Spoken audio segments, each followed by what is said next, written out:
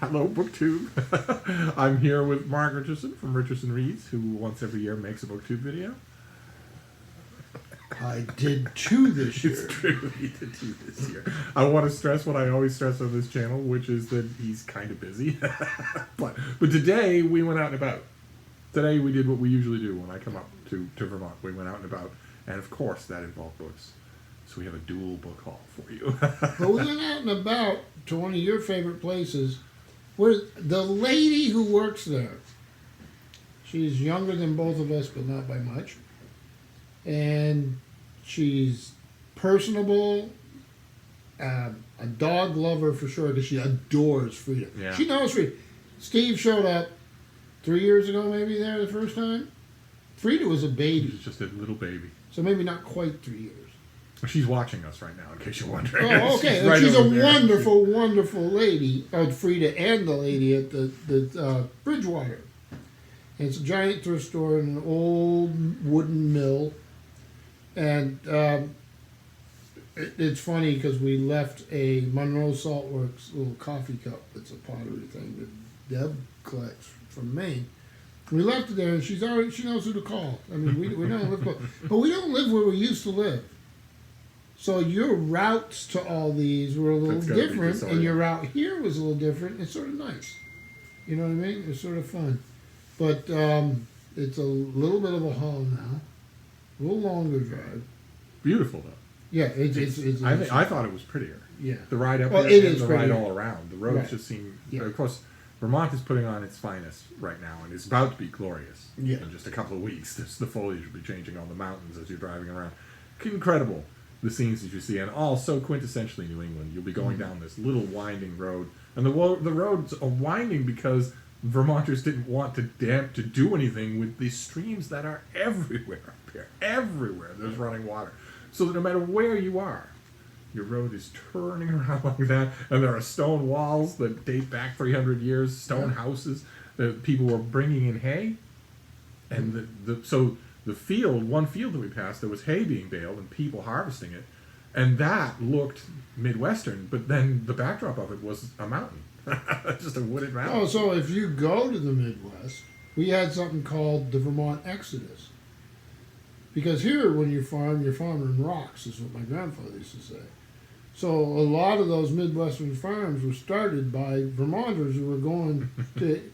And why wouldn't you? That's right, the story, right? Yeah. So John Deere, the quintessential Midwestern blacksmith, is not a Midwestern blacksmith.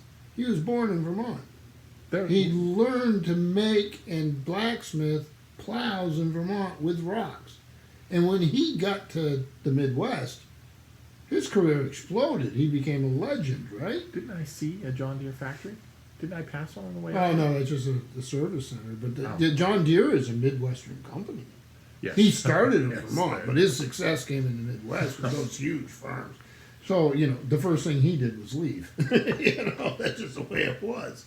But he learned his trade here, and these farms are much, much older, obviously. They're ancient, but nowhere near on the scale, nowhere near as rich as in the American Midwest. Yeah, in Iowa you can grow anything, anywhere. Well, you grow corn as far as the eye can see. Here you have beautiful fields of corn, and the Iroquois Indian in New York, all the Indians were raising corn and everything. But you go to the Midwest, it's a different story. I mean, it's a scale that's massive. No mountains.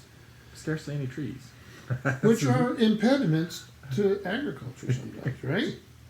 So, we had a great time driving those roads. We did experiment a little bit with an antique place in Chester, which I thought was wonderful, but maybe not designed for the book collector. The books that were there you can tell right away when the people that are running one of these multi-room antique / thrift stores here in Vermont, you can tell right away when the people running them know books or don't, and the people here just didn't. So there were corners every once in a while with books in them. So you could get lucky. You could get lucky. Yeah. Jason Harrigan would have gone in there and found a $13 million He would have found something. But we did not. For general interest, you wouldn't. Yeah. You wouldn't even think to. But there was at that antique place an amazing encounter that I had because I had Frida with me the whole time. I've had Frida with me the whole time we've been here. left her behind at all. And she is so much better behaved, even than last time, when it comes to just adapting and not squealing or barking or whining or skittering anywhere. And we pulled into the parking lot of this place. And there's a routine when I have the little baby. When I have the little baby with me, Mark and Deb go off to our destination. I take a minute first to pee Frida to just make sure that she's not overexcited inside the house. So I went off in a different direction and ran across this guy and his wife. And the guy looked at Frida right away. She zeroes in on people. She doesn't care about dogs or anything else. People she wants to meet, and she wants to get them to pet her. And this guy noticed her right away and said, "Oh, it's a miniature schnauzer. I haven't had one of those since I was a kid in the 70s.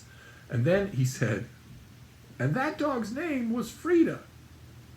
And I said, "This dog's name is Frida." And we both just stared at each other over our masks. Just a dead solid stare.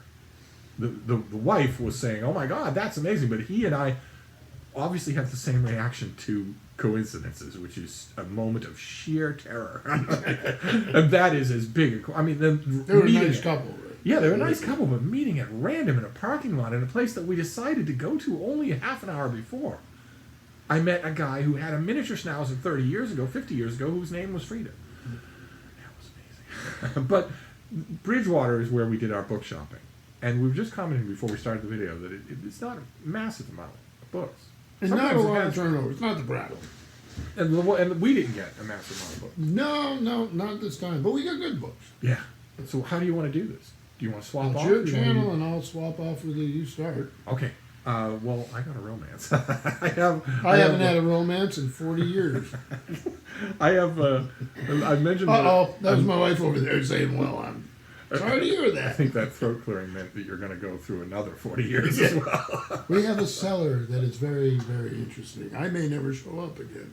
I have a number of you who are very generous in sending me ebooks. It's wonderful. It continues. It's just a barrage. And I admit, that is starting to affect my used book shopping. And one of the Achilles heels that seems to me to exist is older romances. Anything older than the last 5 years, 6 years, something like that. Unless it's an author who's gone into the canon, who's become sort of canonical, then maybe. So I got a romance because it's an author I love. It's Christina Dawn, and it's Some Enchanted Evening. And there is the step back. Look at that. When you have this, that's what this is. This is a step back, the interior artwork that complements the cover artwork. But plenty of times the publisher would spring only for this. Only for that panel. It wouldn't be a full painting step back, and that is. So that's lovely. Remember they used to cut out the tops? So you get part of the setback behind the top? Yes. They still do that? No, I don't think anybody pours money into paperbacks anymore. Yeah, probably not. But do you want to go to one of yours, or should I'll actually go two, but I'm going to actually have you talk about it a little bit. Because you and I talked, Deb had to get some stuff for the evening meal, and we don't like to have all three of us go into a shop. There's no sense in that. I wouldn't want to bring Frida into a food store. No, and you don't want to put the workers. If one of you can go in, that's the way to do it. But we were talking about these. I got each of these for $1. I'm going to show him a little bit, but then we're going to have Steve tell us what he's talking about in the bookstore. Now these two wonderful things, and I'm going to take them apart a little bit for you, all right? So, if you take the dust jackets off, they look like, those of you that are old enough to remember, they look like little photo albums you used to put like your holiday pictures in. And obviously, this is what they were, right? You would buy them in a tourist shop, I would think. First one, the cover's okay. And they're actually literally done like an old thing you put snapshots in. See, it comes out like that. And this one's much nicer. I like the design a little better, but it's not. It's the same thing, right? So you have Delphi, past and present. These things are made in Italy, and then in the 1990s, and then you had Hadrian's Villa. And I'm just going to show you real. So you have an archaeological layout or an architectural landscape type drawing. You'll get like the Temple of Apollo. type. They show you how it sets into the land, right? Which is always fascinating. Landscape's fascinating. But we were talking about this. I'm going to find a little better one there. I mean, that's it. Oh, this one's pretty good. So if you go there, right, as a tourist, that's what it looks like. And these books are designed specifically to give you background, obviously, with the text, but to give you a visual. That's just what this. What is it? Acetate or what is it? Yeah, It's these clear like a plastic. right? So the plastic overlays the details that we have with the details But that we don't. this isn't. This is an Italian company, Vision. We talked a little bit about that, but Steve was telling me a little bit about in the bookstore that this was not the only company doing this. No, a lot of you will remember. They were called Before and After, Now and Then. There was Cities Before and After. The first volume, I think, was just called Before and After. It was the exact same principle, where you would have a photograph of what we have now, so the Colosseum or whatever, and the layover, the plastic layover, would fill in the details of everything that we don't have and make it look the way it would have looked to the contemporaneous people. And those books were popular. They were very, very popular. I love them. I don't know why I don't have a set of them. Yeah, I look at here. There's a bit of a list. Obviously, like most of these sites. So if you go to I don't know, Mount Olympus, you can get in English or French. They're all the same book, right? Yeah, and you can see the covers, and then they'll say what the language is because they've got tourists from all over the world. I have not ever purchased these. A lot of those really long, flat, like Santorini, and I love them. They have almost no value as a book collector or somebody like that. But if you're a curious person, you want to sit down and say, a lot of times they have wonderful photography. Yeah, I would love one on Rome, on the city of Rome, not just the form, but everything. Yeah. I would love to have something just devoted to Rome that did that. I wonder if somebody knows what the best one ever done was. There has to be one. Sound off. Sound off if it's a thing you know. If it's the thing you know really well. Yeah, I did see a beautiful one. One of those, the standard one you find in the rack when you go to the sites on Santorini, and Terra and all that stuff. So they exist. To me, it was just they're charming. They were $1. I couldn't resist them. I'll actually, show them to the children, let them get an idea, and I'll look at them myself. So it's you. I got a battered old paperback next that fills in that fell in line. I looked at it and immediately remembered it, but I've never read it, and it falls in with military fiction dealing with World War II. So kind of period. The stuff was written by veterans, and it was written not long after the war. I think this came out in the early 50s. And this is Far from the Customary Skies by Warren Eister. Great cover. With a special introduction by the author. You have a crew frantically loading in shells there, and the you can tell when was this? 1953, and you can tell that there was a glut of these kind of books because the back of this has a blurb from the New York Times, but then all the rest of it is just a list of other books that this publisher puts out of along the same line. And I would love to get a lot of them. I don't hold out any great hopes for this to be great literature. Doesn't have to be. No, it doesn't have to be great literature to be enjoyable. I think what with 80 years having passed, I'm pretty sure that the great literature that came out of this wave of World War II fiction is now known. And that the second-rate stuff or the poorly written stuff, I'm pretty sure that the dust has settled on that, but I'd be interested to be proven wrong. So I will definitely give this a try. I'll reinforce this a bit. I don't imagine this is going. You know what I thought it was? Remember the old Bantam Moore classics? Oh yeah, yes. When you first, you didn't even show it to me. I mean, I saw it when we loaded in the car, and I looked at it. I immediately thought it was a Bantam Moore. Yeah, those classic. were rock solid. Mass market paperbacks, full of black and white photos. I found a pile of them not too long ago. I gave to my oldest boy. So they would do, you might have an American pilot in World War II in the Pacific, but then they would have an account from a Japanese pilot.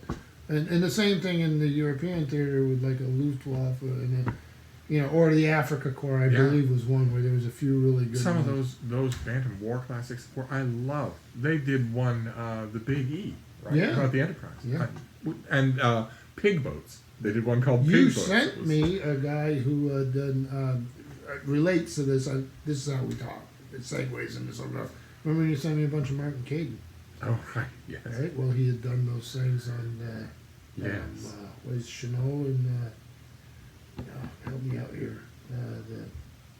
In China with the aircraft. I'm gone. This is what happens when you get older. Anyhow, I wouldn't know. actually, yeah, he wouldn't. He wouldn't know at all. But this actually is what happens when we get talking. It goes I've- off in little directions. I've had emails from some of you today, including two people. I don't think you know each other. Two people saying basically the same thing, which is that they're new to my channel, and that they can't imagine the amount of preparation and effort it must have taken for us to talk for an hour yesterday. I wanted to say, in fact, I did. I emailed both of you saying, "No, that's how it works here. That you just go on. When you're in bookish company, the time just melts away." But what is your next? One that you know, I haven't seen in years. I love the cover. I love the art. And I have no idea why. I just like the lines of it. But this is one of these old modern library editions, and this is the Medici. Okay, it's, correct me if I'm wrong, and this is a long time ago I read this. Yeah, Long time ago. And So I good. love these editions. If I can find them, I have some over here and stuff. But I had the Renaissance stuff. This is more about the family. So there's like two waves of the family we think of. There's the oldest establishment where, well, there's actually sort of three, right? The founders, the some of the really super famous. There's actually a third wave of them that were very influential. So the second wave was more literature, art. Third wave, science. He did the family story. So if you're looking for all the I don't know, the poisonings, the poison- stabbings, right. political maneuvering. he was one of the first to sift the evidence to so it means it's dated. Okay, it means it's dated in a way, but it's still interesting to say. Okay, well, how much of this is anti-Medici propaganda from? You have to.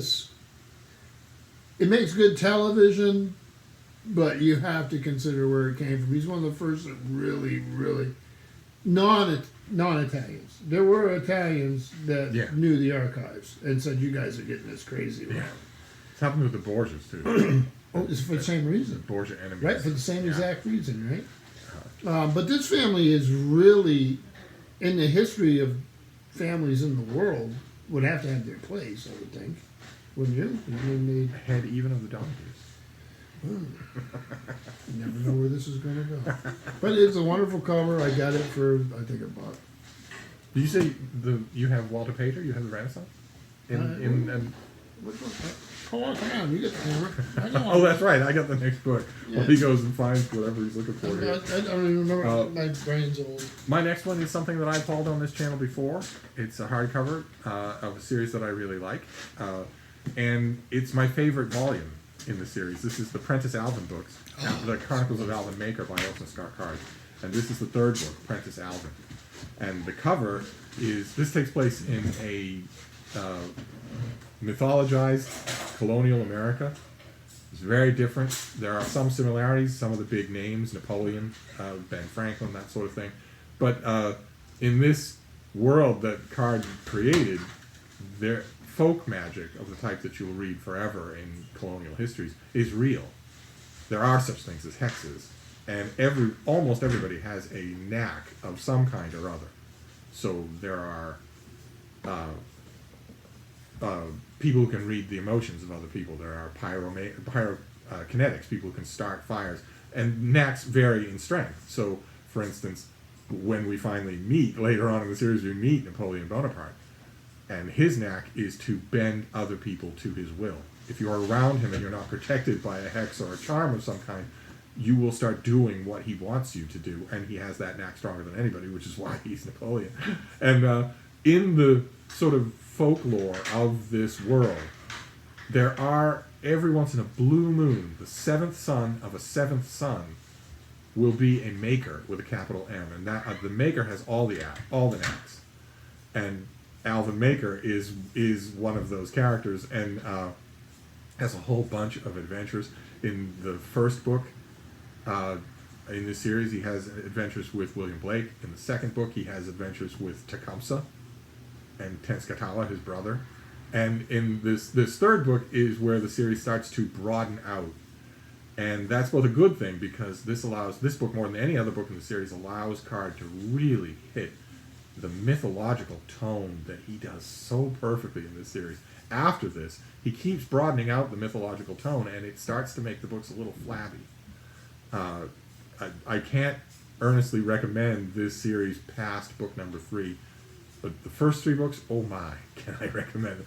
And Alvin has the ability, as a maker, he doesn't quite, in these early books, he doesn't quite know the full extent of what he can do. But he has the ability as a maker to make things different from what they are.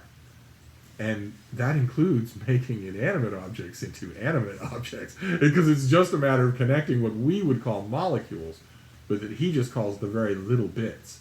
He can feel the little bits and talk to them to get them to do other things. And that's what this cover is. This is Alvin creating what in the book is called the no-go plow, where he's a blacksmith by trade, and he forges a plow, what is that called? Blade? Shear? What is the cutting part of a plow actually called? He forges one of those, and then realizes, when he's studying the metal on the inside like a maker would, that he's pretty sure that he can nudge things around on the inside of it to make it alive. And he does. And it can't speak, it can't move, it can't express itself, but it's not normal anymore. And I love this series for that. And I hauled a hardcover. It's a beautiful edition. Yeah, it's terrific. I hauled one of these on my channel less than a year ago, but I sent it out before. Oh yeah, something like that. Remember when they talked about Tolkien making a mythology for England? Yeah. I've always thought about that with this series. Oh yeah. Oh, it's so good. It's so good. I know that that in some precincts of book 2 and in some precincts of reading, we're on a little bit of thin ground. Well, no, that's a legitimate conversation. It's a legitimate conversation. We're not on thin ground. He's on thin ground. Yeah, he has some untenable political opinions, social opinions. They aren't untenable, obviously, because he holds them. They just aren't fashionable. I have problems with some of them. Yeah, and all it takes is to disassociate the person from the books. The books are still great, and the books don't espouse the ideology. So, in fact, the books espouse just the opposite. You would think from the ideology, some of the comments that Card has made about, for instance, gay marriage, you would expect that even if he isn't talking about that sort of thing in his books, the books would express a kind of cramped, bigoted mentality, and they don't. They don't at all. In the first 3 Alvin books, the family, Alvin's family, they just matter-of-factly New England style champion the town's black family, who are being discriminated against on a regular basis. Alvin and his father and his brothers say, no, he does good work, he doesn't cheat, he's nice to talk to. The interesting thing to me in trying to make a mythology for America, maybe like Tolkien did for England, there's no way for Orson Scott Card to avoid that.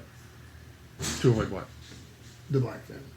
Oh, right. No. There is no way. No, and he doesn't. He gives black people, slaves especially, he gives them their own. You cannot make a mythology about America without that. No, he includes the black people in these books are slaves or ex-slaves, and they have a different kind of social magic of their own that comes from another continent. Same thing with the Native Americans. Right. They are also very different. There's another. Yeah, you're not avoiding that. The second book with Tecumseh is all about the differences. It turns out the Native Americans in this series think that knacks and hexes and charms are a little bit amateurish. They live in the magic of Card's world. They don't need to learn it or practice it. They are part of it. They live in it. It's a really good conception. So every time I have to replace this because I don't know what happened to the original copy that I hauled. But every time I get it, I reread it because it's one of those books. It's just so good. But what you're So you that was found it. Oh, Yeah, look at that that! was It's not just a Walter Burkhardt. Pater. It's Burkhardt. Yeah, Fantastic. so that's a lovely copy. But the other thing I got, Richard Mortimer, who I don't know if you do, and this is Angevin, England, 1154, 1258. History of Medieval Britain seems to be the series. On the back here, there's a whole bunch of other volumes. Some of them always sound mouthwatering. Blackwell, which is a great scholarly publisher, right? And but it's Oxford and Cambridge in the U.S. And I looked through it. When did it come out? I said, yeah, 94. It's, you get this sort of thing, which you would expect, but pretty decent, although black and white photos of some of the architecture. I keep going into. Oh, wow. Look at that. Yeah. Okay, so this is not just But a tourist guide. This is right. a study of what we know, of what's left. I am not anywhere near as knowledgeable about this era as you are. I've dipped into it a little bit in the last year or two. Here are some of the photos. This is more of a Oh, my. Look at that.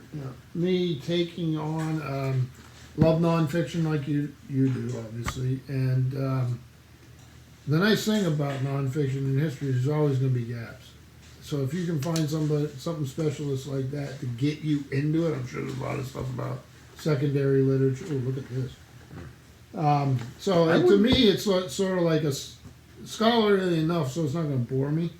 I wouldn't know a lot about what's in there. I can tell you a lot, pretty much everything there is But I to think tell. you got the framework for Henry the I time. and Henry II. I know their lives, their opinions, their original sources that we have for them, and especially their wars. But this is, how many spoons were found in a midden, that sort of thing. I don't know. So Yeah, but I don't even know the parts you do. I may have a very, with that type of history, I have a very loose framework. So this will be fun. I mean, it's $1. You take a risk, right? And you say, well, and plus it was interesting to see what was on the back of this thing. So if it's a series that you can get, you're probably a much better chance of getting this as a rattle than I do here. I should stress here, I don't mean to put Mark on the spot, but I should stress, he's hauling out a scholarly work of history with great illustrations and great charts and all. I want to stress here that that's what he finds when we go book hunting. I find battered old romances and Star Trek novels. I don't know. And he finds stuff like this. And they leap into his hands when we get to these places. That Prentice Alice, I didn't see that. Yeah, that one flew across a room. My next one is a classic, an updated classic that was a natural pick for being a guest in an old house in Vermont. This is by Marguerite Hurry Wolfe, and this is I'll Take the Back Road, which is her expansion of a book that she wrote that took off. Her publisher gave it a tiny print run. They gave her barely any money for it. It was called Anything is Possible in Vermont. And it's all just stories about weird people that you've never heard of and famous people you've heard of who were from just up the road in Vermont, came from Vermont, but you'd never associate with Vermont. And that book went through, I think, 10 printings. It made her a pile of money. And then it went out of print. And this is that book with a lot of extra material. So it's just the perfect thing to find. It's a beautiful edition, too. Nice stock. Yeah, I just love it. This is going to be a Vermont book, as sort of, and to find it in a converted mill, on the bank of one of these endless streams in Vermont is just extra fun. And you say she for a while lived in Jericho, Vermont, where I live. When I was a teenager, I went to high school up there, and my father was an Episcopal priest up there. So Jericho, Vermont, is a famous mill that you've probably seen pictures of if you're visited Vermont. A gentleman named Snowflake Bentley, and you know who he is.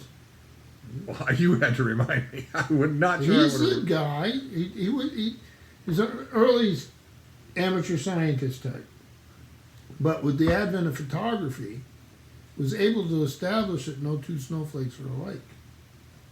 So it's not. There's a lot of children's books about him. And because it fascinates children, right?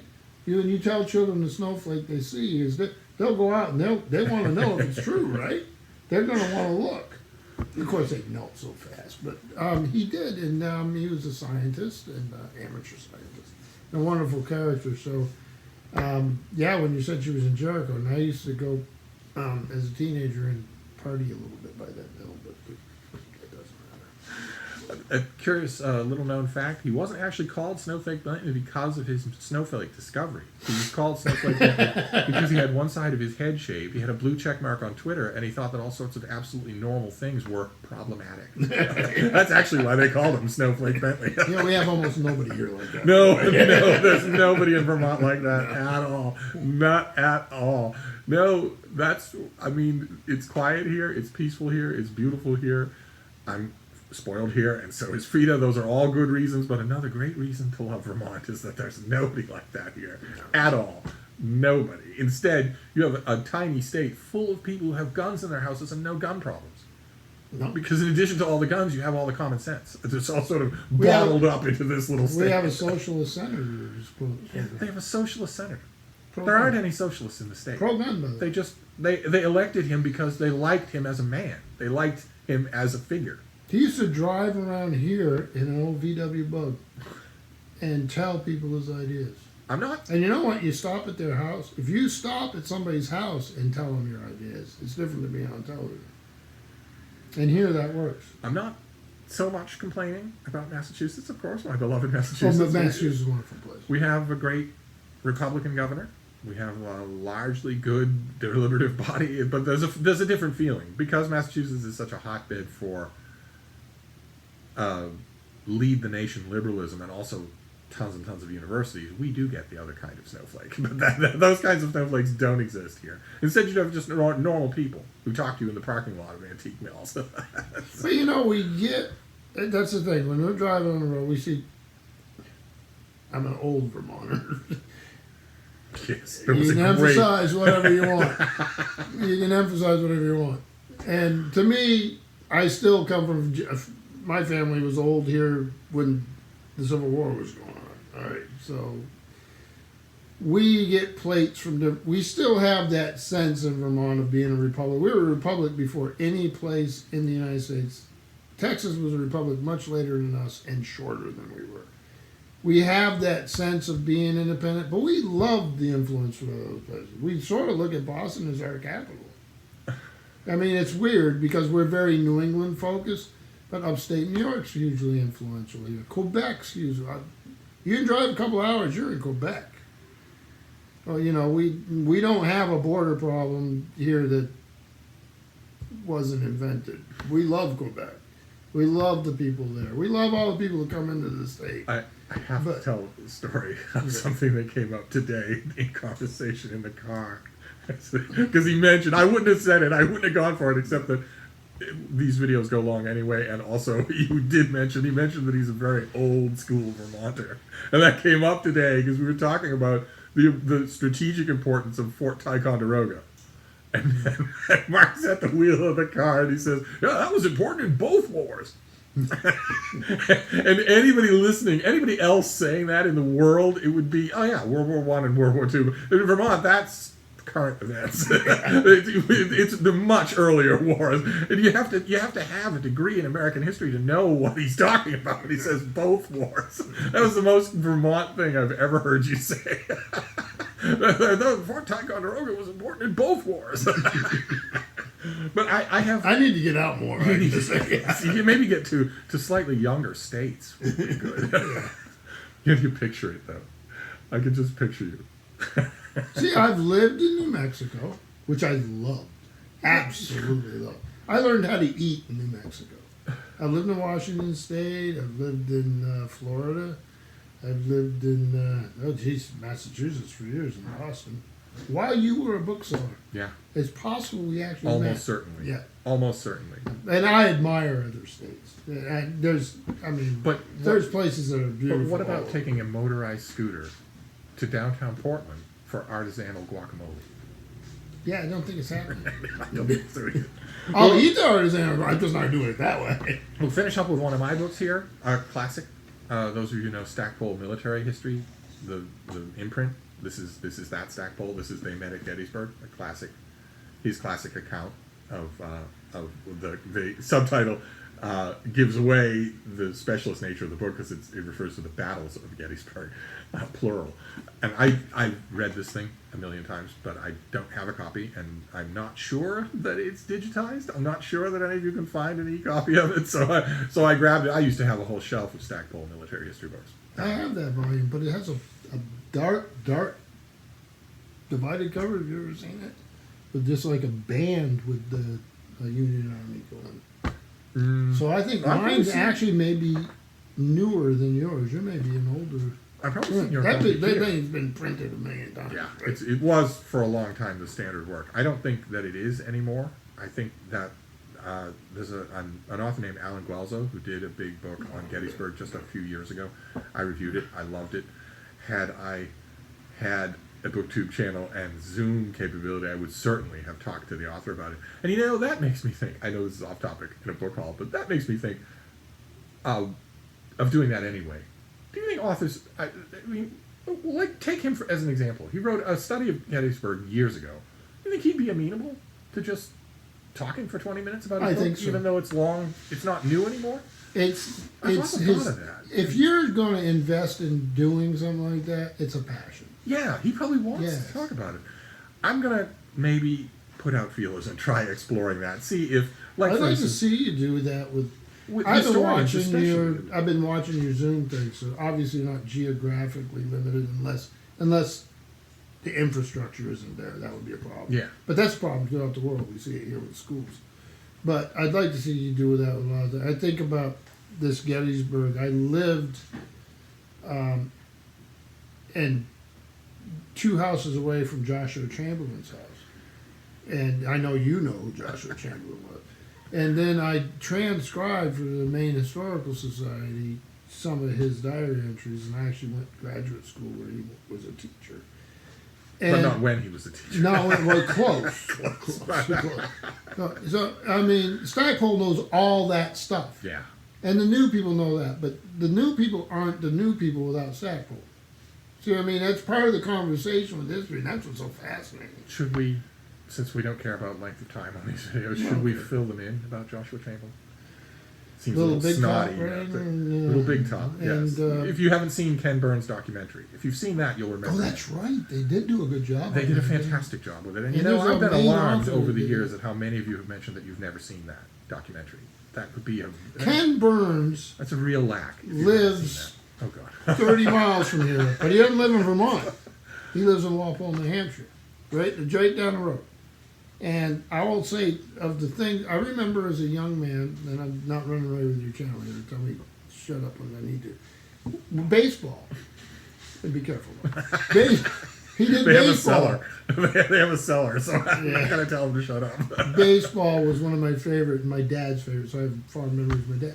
Because he puts it, baseball, okay. If you're a baseball fan, you watch it.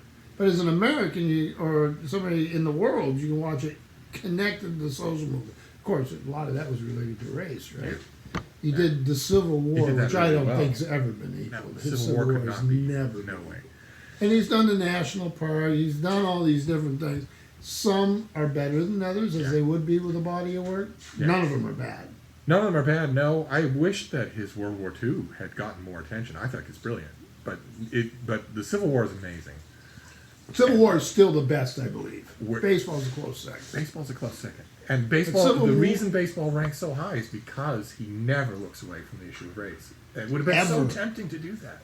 It would have been so tempting to just latch onto Satchel Paige for one half of one episode and leave it at that. It would have been worthless. Yeah, it would have been worthless. He would have been pilloried for it. Rightfully. Although he would not have been canceled for it because they made it before canceling became possible. Anyway, Joshua Chamberlain was a teacher. Remember he was when not, we did jazz? Yeah, That was a little tougher. But okay. jazz. Yeah. So, Joshua Chamberlain. Let's get off. He was a teacher. He had almost the military training that he had came from reading military histories. And 4 or 5 languages? 4 or 5 languages. A names. very bright guy, but he was at Little Round Top. He was caught in a moment where someone who had a formal military training would not have done what he did, and what he did was pivotal, an incredible maneuver. that was helped by the fact that his men were desperate, but also by the fact that his men trusted him. I mean, he was It telling them matters. to do something. It matters in the military. He made his men do a weird signpost swing of a move to sweep. It was the only thing that would have worked. If you hadn't done that move, which looked on the face to be insanity, they would have been overwhelmed because they had no ammunition. And the whole course of that could have gone. They were a tent peg. If they'd been overwhelmed, that flank could have been swept. And he saw that and told his men to do something utterly insane, and they did. I think because they trusted him, because they come to like him, come to know. If he says it's a good idea, even if it looks crazy, we'll do it. That's the Joshua Chamberlain that we're talking about. The other part of Joshua Chamberlain is Appomattox. Oh, that's right. Oh, man, that's right. Because of who he was and because of the respect he was held in with really pretty august company. Yeah. Joshua Chamberlain was central at Appomattox. I'd forgotten about that. I try to put... Well, in a sort of image role. Right. He didn't dictate anything. He wasn't at that level. But he was immensely... I went up into the attic that was his little study. And we almost bought the house. And I also went... He taught at Bangor Theological Seminary, where I graduated from. And he was brilliant amongst that generation in the 1800s of scholars, like especially classical and Near Eastern language scholars. It's almost unbelievable. We had a book collector there that they should do a whole book about. But he was there as a very young man. But he ended up going to Bowdoin, which is another level. It's very close to one of your Ivy League type. Just a wonderful place. So. And he had an after career from the Civil War, but you don't hear. There have been wonderful books about it. Yes, but you don't hear a book called quite. Blue-Eyed Child of Fortune. Do you have that? I do not. You do not. Oh, I'll have to get you a copy. I see it at the row. There's a book called Blue-Eyed Child of Fortune that tells his whole life story and also narrates that key moment. That is well. What would the video be without a book recommendation? So, but that's it, right? Those are all our books. No, I know. You notice they're not huge piles. It was a fun day. Frida was marvelously behaved. Oh my goodness! The difference from when you first visited, and she was always good, but she was nervous and scared nervous as a pup, shivering with fear. She would shiver looking out the window while we were driving. None of that. No, she was wonderful. Gentle walk up to people. We went into this antique mart, and she would just walk right up to people and stand on their legs and tell them to pet her. There was the counter when you first walk in, and a lady was working there, and she was literally like a circus dog. She stood up. She stood up on her hind legs to see the woman more clearly. I always think, in Vermont it's not a problem because the Vermont librarian at Woodstock said it last year to me, or maybe 2 years ago, that in Vermont we think dogs are family. Absolutely. And I have never found anybody in Vermont that thinks otherwise. You cross the border into New Hampshire, you'll get some shop owner who will say, "No, we don't want dogs in here." Mm-hmm. But when I find somebody like that, I'm halfway tempted to say, "Well, how about you test the dog first? See if you can say no to this. I'm going to lead her in here and see if you can tell her you don't want her in the shop." Well, it's amazing. People are very respectful when they walk up to her. They do stop. Yes. And they want to know what you think. Yes. Because every dogs have a million personalities, just like any other creature. They look to they're attracted to the dog. They're not attracted to you, but they do look to you. Well, maybe they are, but they look to you, and then they try to get that. And I saw that in the parking lot, but I turned before you had that wonderful conversation. What people usually do is they'll reach down and with their hand curled like that, the typical thing you're told to do to let a dog sniff your hand. And what Frida does every single time when somebody does that is take the guesswork out by licking the hand, so that there's no question anymore. She's interested in smelling you to get the lay of the land. She likes. This is why you watch me with my hands like this, because Steve's a dog person, and I'm trying to keep my hands. I don't want to. She has a few personal predilections. She's a very cute and cuddly little dog, but she doesn't like being picked up by anybody but me. And also, she doesn't. If you reach to pet her on the head, she hates that because she wants to see where your hand is going. She doesn't, and she can't. The thing she likes is for you to reach and fuss with her fur on her throat or under her chin. She won't back away from that, but she hates it when people reach for her. She hates noogies. Yeah, she hates noogies. It's just terrible. But I suppose I speak for everybody in the house when I say we all do. Okay. You guys are telling me this now? But anyway, that's our book haul. It's not 1,000 books like it has been every other time, but it doesn't feel like a deprivation. We had a great time. No, if you find one good book, Yeah, it's you can go all day if you find one good book. That's there a good are day. a couple of other thrift shops. There's a chain up here called Listen. Really good thrift shops tend to have big piles of unsorted books.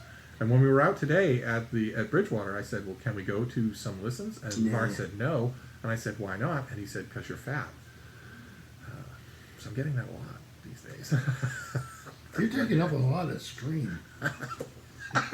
Oh, he's fat shaming me. No, we didn't go because when we go to Bridgewater, now we're going through the mountains. We're in a different place. We got to go the other direction. Yeah, we'll get you there. We'll get you there. But anyway, Well, that's our book haul. we have Sorry a for the show. length. We have you on my channel when you showed up. Yes. Those of you who maybe maybe missed it, we can leave a link to it down below. About an hour of us yabbering. Just yabbering. Oh, wait a minute. It's almost an hour. It's almost an hour here. Never mind. Don't bother. The link that if you haven't seen it, the link that you can click on is a couple of you have emailed me already about it, quite accurately saying that this is what it's like if you were in the room. The only difference would be that you would be interjecting some points, but we didn't follow. And you would be drinking some wine. I'd be drinking some wine. Not you, them. They would be. Yes. You're drinking wine. We didn't set any kind of program. We don't need to. We could go 5 hours just talking about books, and that's what it's going to feel like. When you click on the link, it's just an organic conversation that you happen to be eavesdropping on. And we'll do another one. Maybe we can do a live Q&A if we can work it out. If you want us to do it, Yeah, sound off in the comments. yeah, But- we'll try it. But I have more videos to make. I will try to make more videos. I don't. You will. tend I'm going to make go drink videos. wine, read books. But we'll wrap this up for now. I will try to make a couple more videos today. If not, well, this will just be a low video weekend. No, for Steve. they're going to get after me if you do that. They're not gonna, I'm the oh, one that- who's going to pay. I've had so many people over the years email me and say, "We love Mark's channel, but I hate when I see you on his channel because it means I'm not going to get my 4 videos a day on your channel." I locked the door. He still got in. My wife lets him in because she's just done. They're all sweet on Frida, and Frida and I are connected. We like Frida and what's his name? But anyway, we're going to sign off for now that you've had all the windbagger you can take. But we'll be back. Thank you, BookTube.